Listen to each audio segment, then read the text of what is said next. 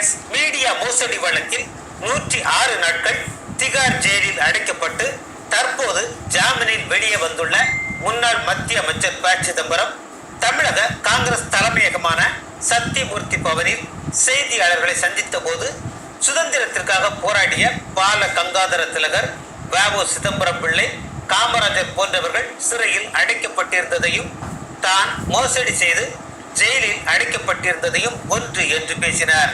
ப. சிதம்பரத்தின் இந்த பேச்சு தேசபக்தர்கள், சுதந்திர போராட்ட தியாகிகளின் வாரிசுகள் உட்பட அனைவரின் மனதையும் காயப்படுத்தியுள்ளது.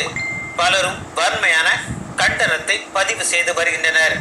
இது தொடர்பாக சுதந்திர போராட்ட தியாகி நெல்லை ஜெபமணியின் மகன் மோகன்ராஜ் கடும் கண்டனத்தை பதிவு செய்துள்ளார். அவர் ப. சிதம்பரத்தை நார் நாராக கிழித்து தொங்க விட்டுள்ளார். அது அப்படியே உங்களுக்காக.